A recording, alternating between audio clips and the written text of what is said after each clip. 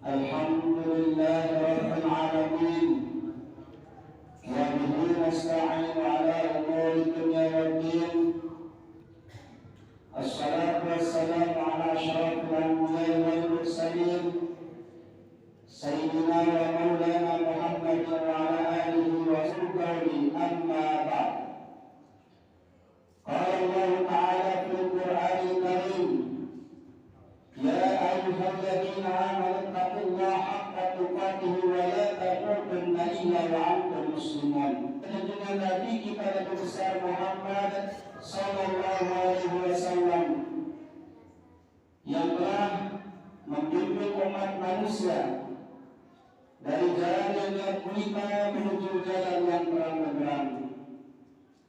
Semoga dari salawat serta salam yang kita sampaikan kepada baginda junjungan Nabi kita Nabi besar Muhammad Sallallahu Alaihi Wasallam telah di yaumil akhir kita semua diberikan syafaatnya oleh beliau. Amin ya rabbal alamin. Hadirin kaum muslimin jamaah Jumat rahimakumullah, tidak terasa bahwa saat ini kita sudah berada di penghujung bulan Zulqa'dah, tepatnya pada tanggal 27 Zulqa'dah. Itu artinya 2 hari lagi kita akan memasuki yakni bulan ke-12 atau disebut dalam kalender Islam yaitu bulan Zulhijjah. Karena di bulan Zulhijjah kita ketahui bersama bahwa disebut dengan bulan haji. Untuk itu para jemaah pada kesempatan ini di Jumat kali ini khatib mengangkat tema yakni tentang pelaksanaan ibadah haji. Hadirin kaum muslimin jamaah Jumat rahimakumullah, ibadah haji merupakan salah satu dari kelima rukun Islam, yakni sebagai rukun terakhir setelah syahadat, salat, zakat dan puasa. Perintah menunaikan ibadah haji adalah sebagaimana termaktub dalam Al-Quran surah Ali Imran ayat 97 sebagai berikut: Walillahi 'alan nasi hijjul baiti man istata'a ilaihi sabila wa man kafara fa innallaha ghaniyyun 'anil 'alamin. Mengerjakan haji adalah kewajiban manusia terhadap Allah, yaitu bagi orang yang mampu mengadakan perjalanan ke Baitullah. Barang siapa mengingkari kewajiban haji, maka sesungguhnya Allah Maha Kaya tidak memerlukan sesuatu dari semesta alam. Ayat di atas menjelaskan bahwa ibadah haji itu wajib, tetapi hukum wajib itu dikaitkan dengan kemampuan. Karena ibadah ini merupakan sebuah perjalanan yang membutuhkan kemampuan materi dan kekuatan fisik. Bila sebuah ibadah dikaitkan langsung dengan kemampuan para hambanya, maka terdapat hikmah tertentu yang menunjukkan kebijaksanaan Allah Subhanahu wa Ta'ala. Orang-orang beriman akan menerima ketentuan tersebut tanpa berat hati. Di sisi lain, dikaitkannya ibadah haji dengan kemampuan para hambanya menunjukkan kasih sayang Allah Subhanahu wa Ta'ala yang besar terhadap mereka. Semua ini sebagaimana telah ditegaskan di dalam Al-Quran surah Al-Baqarah ayat 286. La yukallifullahu nafsan illa wus'aha.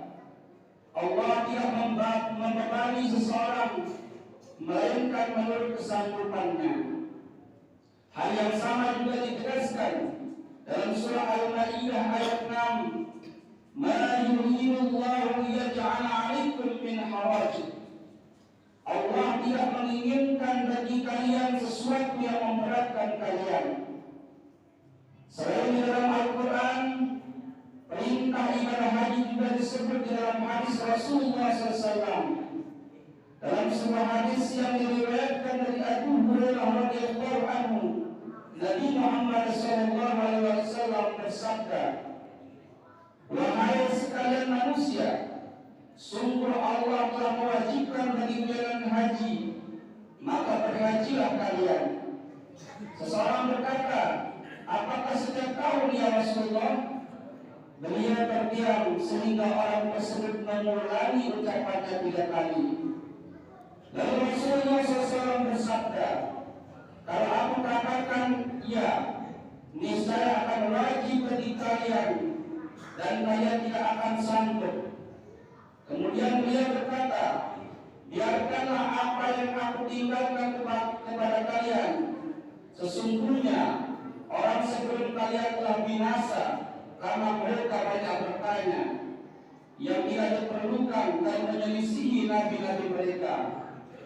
Jika aku memerintahkan sesuatu kepada kalian, maka lakukanlah sesuai dengan kesanggupan kalian. Dan bila aku melarang kalian dari sesuatu, maka tinggalkanlah." Hadirin kaum muslimin jamaah Jumat rahimakumullah, menunaikan ibadah haji hendaknya tidak ditunda-tunda, sebab kita tidak tahu apa yang akan terjadi di masa depan.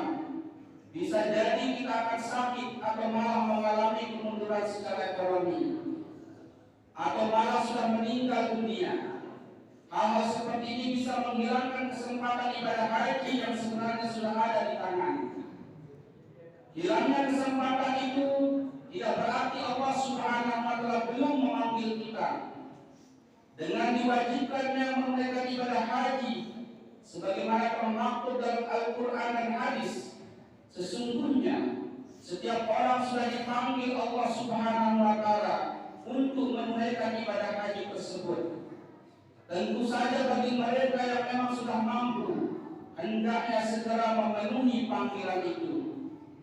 Dalam hadis lain Rasulullah SAW bersabda, "Malam tahbishu hajatun zahir, au maradun hasibun, au sultanun jadir walam yahujja, bal yamustin sya'a yahudiyan wa insya'a nasarani."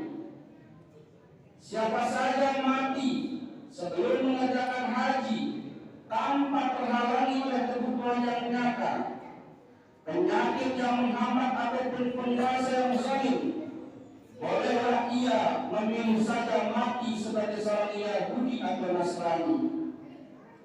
Kedua hadis tersebut menunjukkan bahwa menunda-nunda ibadah haji padahal benar-benar sudah mampu dan semua keadaan memungkinkan merupakan hal yang sangat tidak baik.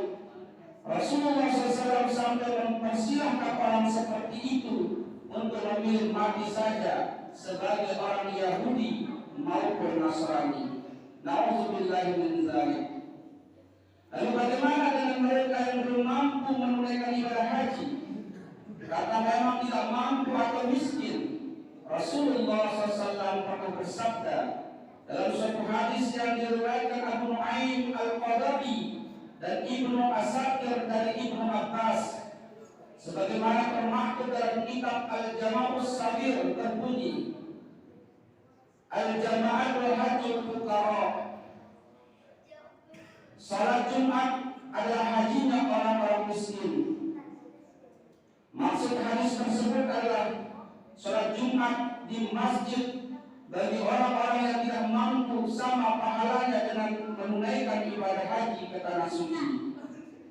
Beberapa pihak menilai hadis di atas lemah, tetapi sebagai upaya untuk mendorong orang-orang yang belum mampu menunaikan ibadah haji karena memang miskin, hadis ini sangat baik untuk diperhatikan agar mereka secara istiqomah dapat melaksanakan sholat Jumat di masjid.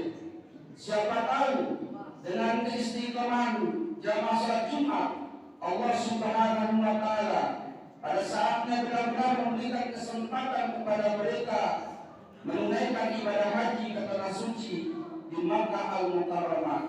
Amin ya rabbal alamin.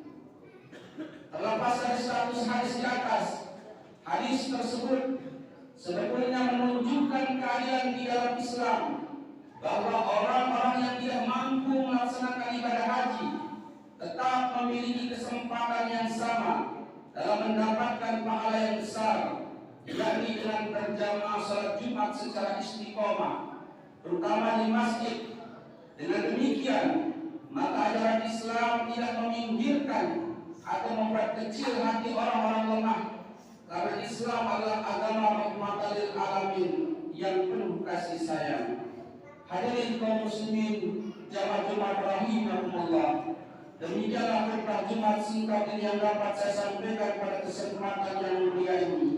Semoga Allah Subhanahu wa taala menyegerakan kita semua untuk bisa beribadah di tanah suci Al-Haram, yaitu melaksanakan ibadah haji dan berziarah ke makam baginda Rasulullah SAW.